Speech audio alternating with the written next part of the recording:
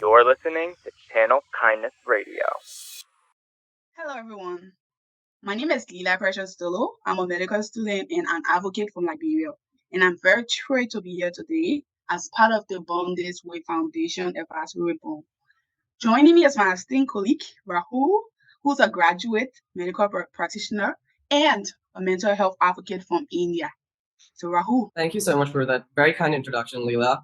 So today we're here actually to talk about a small current trend which we've noticed in medical education, and it is critical yet often overlooked that mental health today is a very, let's say, oft-to-do topic when it comes to medical education. And today our discussion will delve into the significance of mental health within the medical training, with a sharp focus on its implication in third world countries. We hope to share our individual perspectives in cultivating a resilient and compassionate healthcare setting. And also, so without further ado, Layla, would you like to dive in? Definitely. To kick things off, let's talk about the current state of mental health among medical students in our countries. So, Rahul, how would you describe the current situation in India, and are there any notable trends or challenges? Honestly, that's a great question. Thank you so much for that. The current mental health of medical students in India is particularly fragile. Their journey is filled with sleepless nights, relentless stress, and constant pressure. It's honestly heartbreaking to see them battle anxiety and depression silently. And since National Suicide Prevention Week is approaching, it's crucial for us to recognize that we lose far too many medical students in India to the silent struggles of their mental health. And I'm glad that through this conversation, we are given a platform to spread awareness. What about you? The situation in Liberia is even worse because medical students face serious issues ranging from high stress level to burnout. And all of these are due to the demanding, not only the demanding academic workload, but also the standards of living and the responsibility that we have. So in Liberia, we're like a very low income country, so the standard of living is so low. And for medical students, even worse, so we are living in a dormitory that do not have current, that do not have internet. I mean, there are so many challenges. And even recently speaking, we had armed robbers attacking us on our campus. It has been so devastating and traumatizing for medical students right now. And looking at our country with very low doctor to patient ratio, the workload is too much for us. And all of these things, coupled with the fact that there's no awareness or there's limited awareness, there is limited support, and not even any support from our medical professionals or our administrators, make it so worse. I'm so sorry to hear that. And especially, it really sucks when the administrative efforts are dwindling in this process. So, building off your answer, I want to ask you, how do you think that the world culture and expectations in the medical field contribute to the mental health challenges faced by medical students like us? Like I said, we have a very huge workload in Liberia from medical professionals to medical students because the doctor to patient ratio is so low. So you have one doctor or medical student catering to so many patients. And because we are few doctors, there is so much we have to cover, there is so much we have to do. And the work culture isn't friendly at all because mental health is stigmatized in Liberia. You will not have a lot of doctors coming up to express themselves, saying how they feel. They prefer to put their professional work above their personal well-being. In Liberia, there's a statement that we are there to serve the people. So whatever we feel, we should be strong enough to get over it, no matter what. So in Liberia, it's not okay to not be okay. That's just how I want to put it. And because of that, doctors are going through so much, and there's no support from the work, from the administrators, from the hospital staff, and even from their colleagues, because nobody can talk to nobody. I kind of relate to whatever you said right now because even in India, we face long work hours, we have high workload, and there's always this need to constantly excel, which kind of creates a pressure cooker environment. And we have these unrealistic expectations and limited work-life balance, just as you had said and mentioned before. And to try to keep the delicate balance just further exacerbates the stress. And there's this relentless pursuit that we all have that we need to be perfect. And we always are fearful that we should be making mistakes because if we make mistakes, then it might affect us professionally. So it just keeps going on as a cycle, which needs reforming because we need to start protecting the well being of the future healthcare professionals. Wow, that's sad and that's devastating for us medical students. So Rahul, let's talk about the stigmas and misconceptions surrounding mental health within the medical field in India. Are there any common ones that you have observed? in the Indian medical field, there are many misconceptions surrounding mental health. The first is that medical professionals have to be perfect and they should be immune to any mental health challenges themselves. Their professional reputation always hangs in the balance if they themselves are facing personal struggles. Followed by that, like seeking help for mental health issues is often considered as a sign of weakness, which is really upsetting to hear. And then there's also a lack of understanding where many people believe that mental health issues are not as significant as physical illnesses, and you can easily overcome them just through willpower alone. Finally, symptoms of mental health conditions are dismissed as mere exhaustion or sometimes stress, and this really delays the proper diagnosis and treatment, which prolongs the suffering of the person, which is honestly a silent pandemic right now. So those are certain misconceptions. How about you? What do you think are the misconceptions which are most common in Liberia? I think we have similar misconceptions. Like I said, in Liberia, mental health issues are already stigmatized within the entire society. So it's even worse in the medical field. Like we believe that, or doctors believe that seeking mental care is a weakness. Like you are unable to handle stress. Like it means that you're incapable of doing your work. So this misconception discourage whether it's a medical doctor or a medical student from admitting that you're struggling from something or from seeking help. And also, in Liberia, the emphasis on professionalism is so high that people put their personal interest behind. So, as a doctor or as a medical student, all we care about is how to excel. All we care about is how to move out to another level because we want to achieve our dream. I mentioned that just recently our dormitory was attacked by armed robbers because we were in an isolated area with limited securities.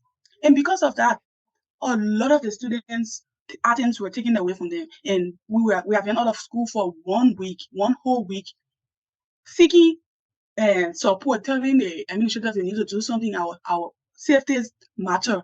But up to now, there's not been any tangible action.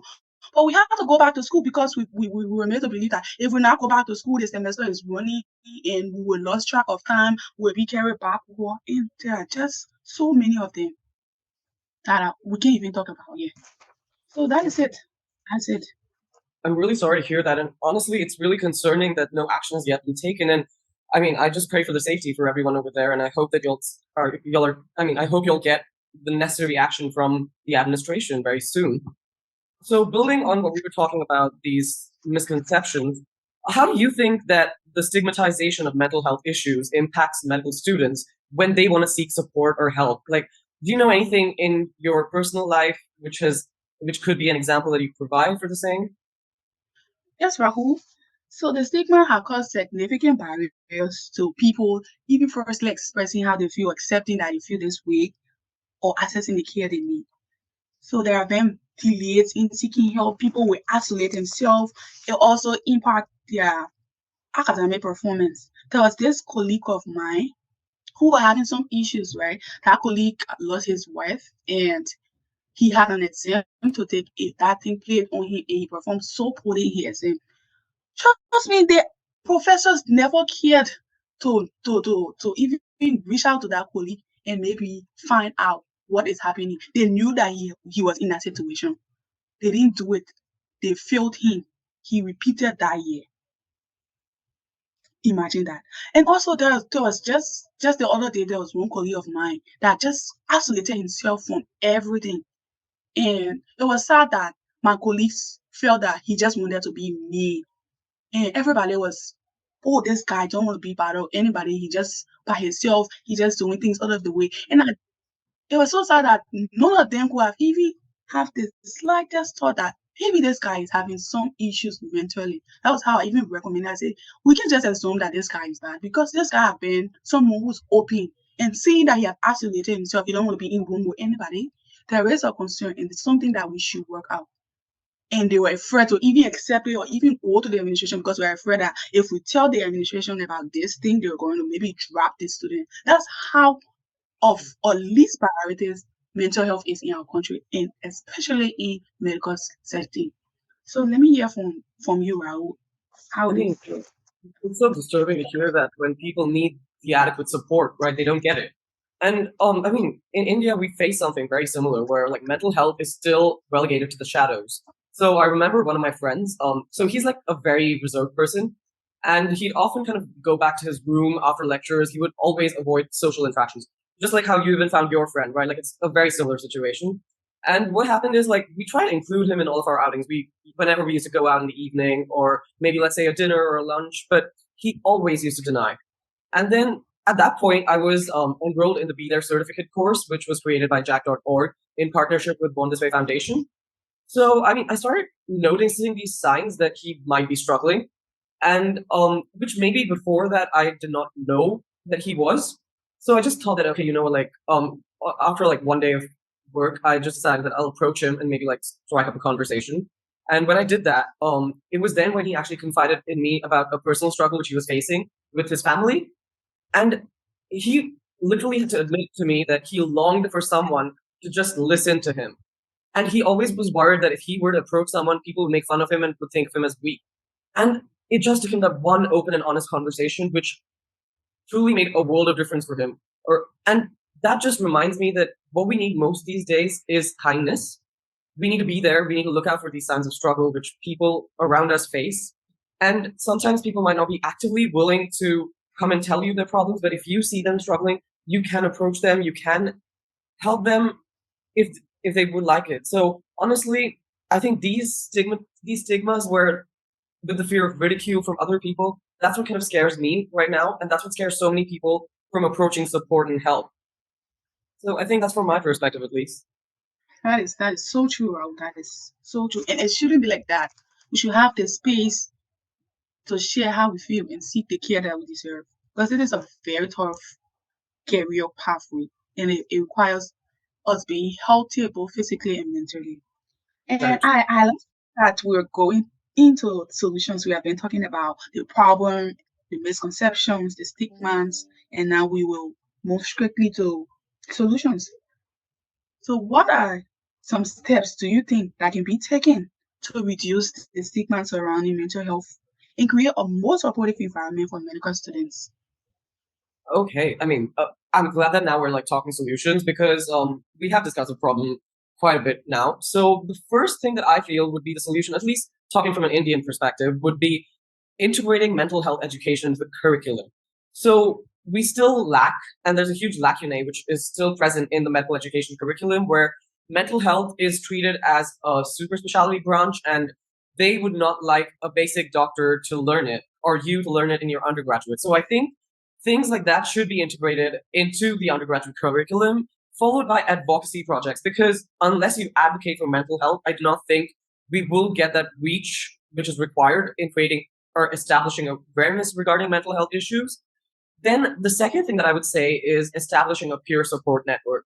So what happens is when we fear, I mean, that we're all alone, and when we know that we're all alone facing a mental health struggle, then we end up not talking to other people. We end up kind of consuming ourselves into it. So when you have these peer support groups, which might work, it could be for anything. It could be for depression, for anxiety. It could be taken for any addiction too.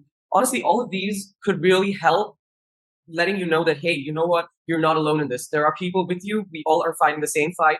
We all are struggling, but we all are here together and we want to be braver and kinder.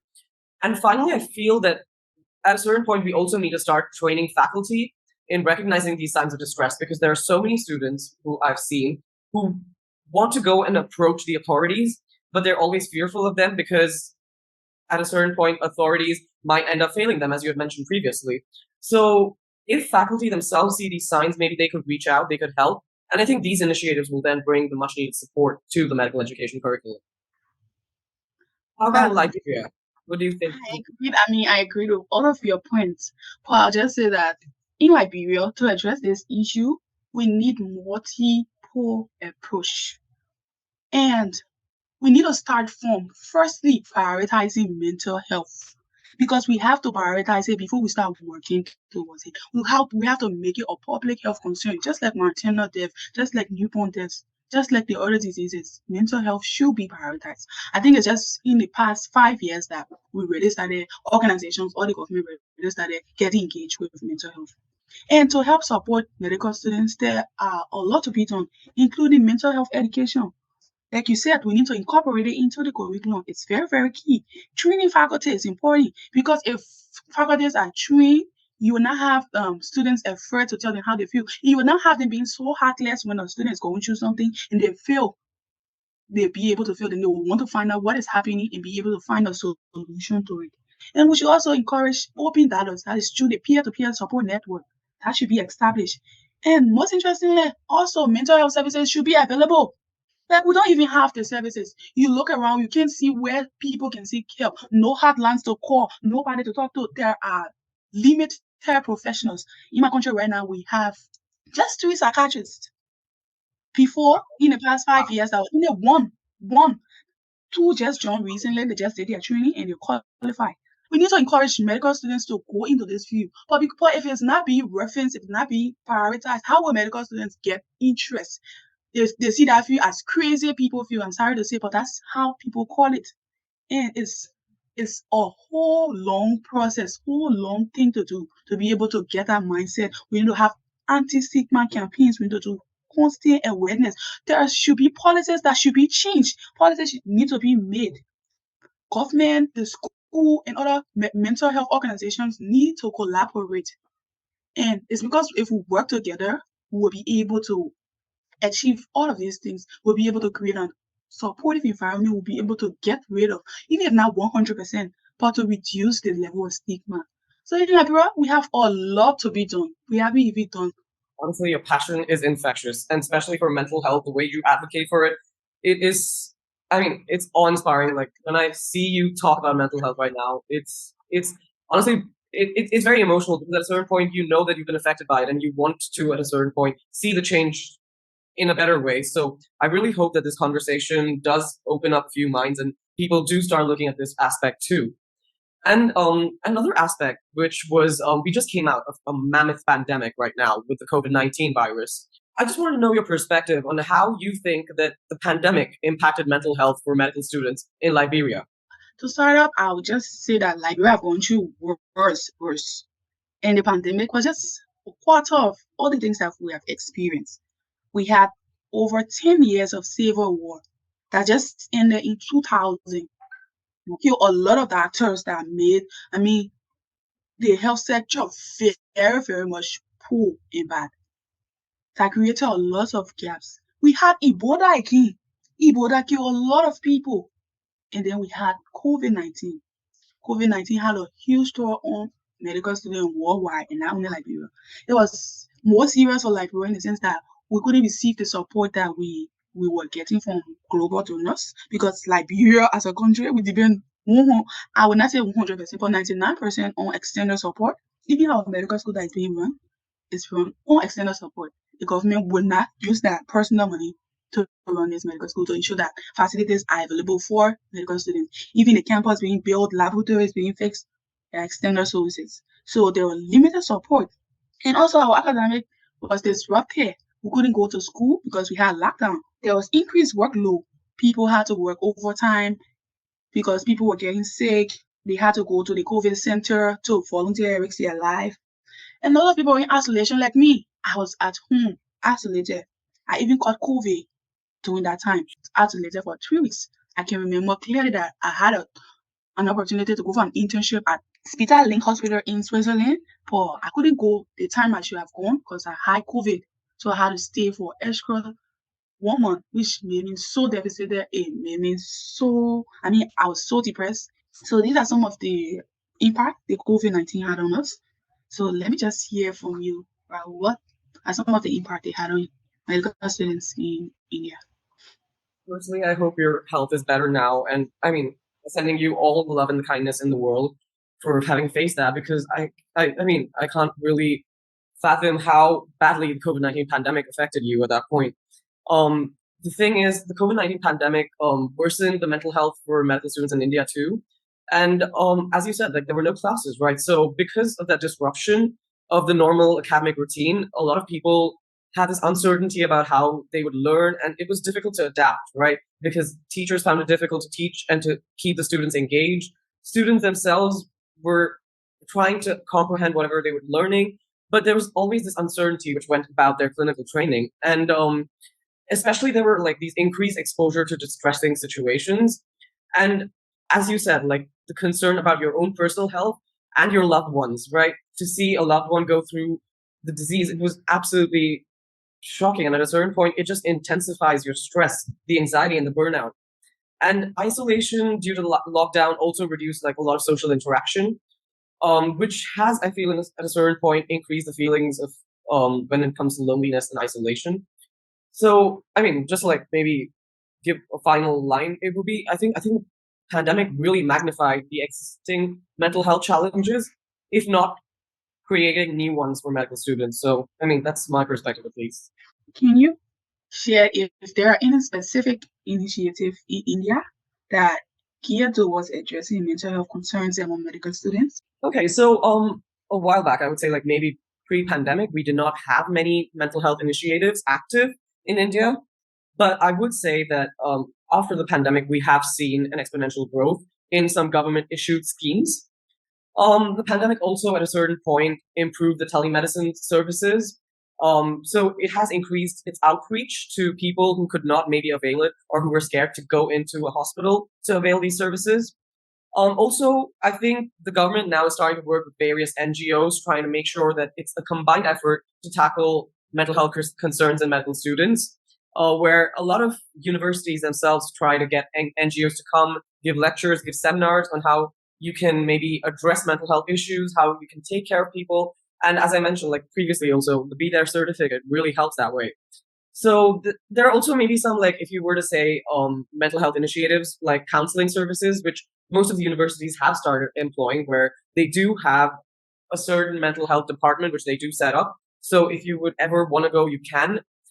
They also have some online mental health platforms, some maybe like awareness campaigns on World Mental Health Day.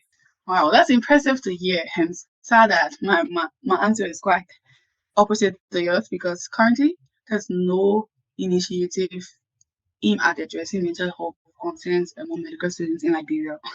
Thanks to the Be There certificate, because of it, I was able to get the knowledge of how to be there for people, and I also able to share with few of my colleagues who had the means to take the course. You know, in Liberia, I can say in medical school, I'm one of the few people who have access to internet like I can afford.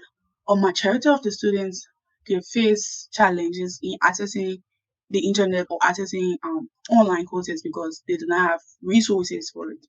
And this is why, as someone so passionate about ensuring that medical students have a great mental health state, I have been engaged in few organizations, including the Bond This Week.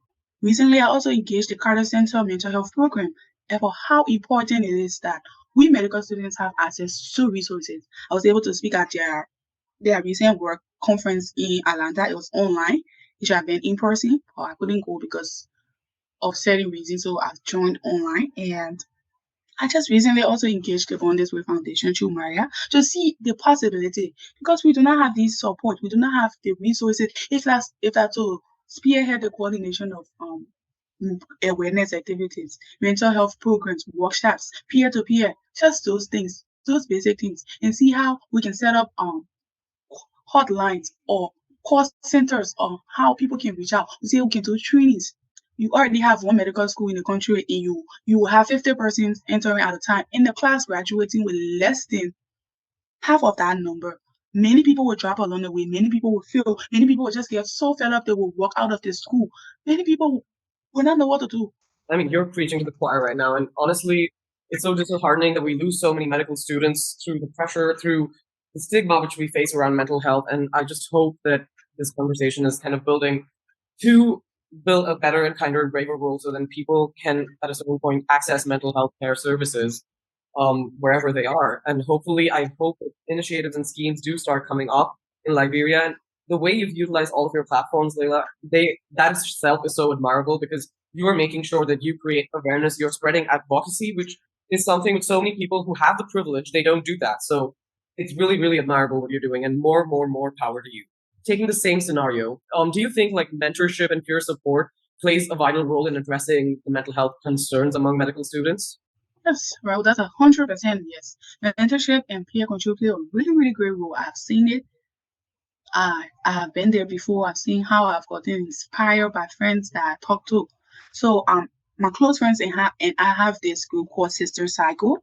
And this Sister Cycle is a support group. It's a safe space. We get to go there and talk about all the things that we're going through, get to get advice from our friends, get to share, just share how we feel. And people share what they went through before, what steps they took to that same thing that you were going through. So I know how important and how great mentorship and peer-to-peer support can be, can provide emotional support. Through mentorship, you can have, and peer-to-peer support, you can have a safe space that students will get to share the different experiences so that they will know that they're not alone in this. They're not the one feeling those feelings that you're feeling. Other people are also feeling those things. Other people have also gone through isolation of loneliness and they have come out clean. And also validate people's feelings. Like I said, they make them feel that, okay, my feelings are valid. It's not crazy. I shouldn't shove them under the table.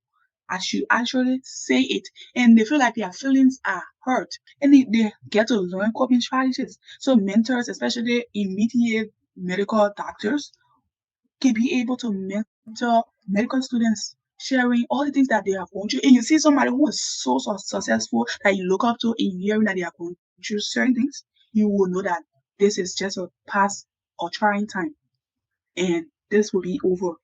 So peer-to-peer and mentorship play a huge role, and that's something that we need in medical school. That's one of the most successful strategies that can be implemented in medical school and even in everywhere among youth. I love your answer, and I think at a certain point you just took the words out of my mouth. I mean, we all just want like a sense of belonging, right? We want to be understood, and at certain points when we lose our way, we need some guidance, right? And who is more relatable than a peer, right? And especially if a peer might have faced a similar challenge, they can sometimes validate our feelings. They can also maybe share like some coping strategies, which can help at least the feeling of isolation and that stigma, which we always feel that we're practically battling alone. So, I mean, it creates a safe space, and this safe space is kind of like encouraging open discussions about mental health, and it's normalizing this conversation that it is good to talk about feelings. It's good to validate someone's feelings, and it's not only good to just talk about positive feelings. Sometimes you can talk about negative feelings too. And honestly, this is the perfect way to enable early intervention, at least in my opinion. And at least this was the peer-to-peer part, but I feel like mentorship also, sometimes your mentors, they can like personally guide you, they can also like build resilience, but the best part is they can create a supportive community, right? Through their mentorship, through their platform, they can provide a supportive community for the medical students which people could use to voice their concerns. And all of this is very, very, very crucial when it comes to a student's mental health and well-being. So I feel that it is a very holistic approach where you need your peers and your mentors to be supportive. And when that happens, you will be able to have a safe space to open up and talk about your feelings. Wow, that was brilliant, Rahul. Thank you for adding the icing on the cake. That's very And sweet. I'm feeling a little bit sad that we're coming to the end. I really enjoying this conversation. I wish that we can continue forever. Like it's good to talk about this. I really love talking about issues like this, and I'm glad that I can do it with someone who relate to me, a, a former medical student who's a medical practitioner right now. So now that brings us to the last question. Rahul, what kind of support do you think that different medical associations or different medical organizations can provide in advocating for a better mental health support for medical students? Medical student associations and organizations honestly are the cornerstone when it comes to advocating for better mental health support for medical students, because as future healthcare professionals, we need to have holistic growth. And we need to place our mental well-being at par with academic excellence. It's not always that, you know what, I'm going to just do really well in my studies and I'm going to go further. But at a certain point, we need to take care of ourselves, our minds, our bodies, our emotions, everything. And I feel at a certain point, by just relentlessly promoting this comprehensive curriculum, we need to kind of build a comprehensive curriculum. This is something which at least medical students in India, they form these associations, they come together, and they try to have this peer-to-peer education mentorship program, and they try to build up the community. They try to get more people. They try to go spread awareness about mental health issues, how to tackle it, how to take care of it. And at a certain point, when the authorities don't work, you have to take things in your own hand. When they do this, they're trying to gear it especially towards a student's emotional health. And in this way, they know what a student feels and how a student is going through. So it becomes much more relatable for them. So I feel and I believe that these medical students associations, organizations have definitely become a very, very, very powerful force right now in advocating, because they are putting the future healthcare professionals, they're giving a platform for them to voice their concerns, to start putting their foot forward and to build a stronger and kinder community. That is 100% truth. And just to add to that, medical associations, they are there to be advocates for the students. They are there to stand up for the students. They shouldn't care about, okay, whatever the administration is saying, support, or the government's in support, if there's policy, they should be the one. They shouldn't care about, okay, we don't want to say this thing because we're afraid that we'll be pinpointed, we'll be failed. They are there to represent the students. And it's so sad that it's difficult for Liberian medical students associations and other medical organizations because they are afraid to do those things. They are afraid to speak out. They are afraid to advocate. They are afraid to bring the matters to the professional tables because the professors might pinpoint them. The professors might want to fail them. And it's just so devastating talking about all of these things. Sometimes it just pains me so much. Pains me so much. Honestly, that was really touching, and I think at a certain point, I'm completely standing by you. And this was such an emotional and such a riveting conversation where we spoke about so much. And I just hope I would like to firstly thank Channel Kindness and Born This Way Foundation to give us this platform to talk and to have good and open conversation about how these issues affect us in our daily lives. And at a certain point, for giving us the tools to recognize these mental health struggles in our everyday life. So thank you so much. And Lela, I would like to thank you personally for honestly engaging with me in this conversation. I know it was difficult, but it really, really meant a lot to me. So thank you. I will thank you too, even though we had our both busy schedules. I mean, there are so much we have to do, but we're able to finally do this. And thank you also to the China Kindness and to the Born This Way Foundation for the opportunity to showcase the challenges my country medical students face, to showcase that we Liberians, to make them see that Liberia needs this initiative. I'm hoping that they can consider, extending Liberia. And as a member of the advisory board, I'm 100% willing to work with them. I'm 100% willing to let my impact as an advisor be felt in my community with the support from the Bondage Group Foundation. Thank you so much. You're listening to Channel Kindness Radio.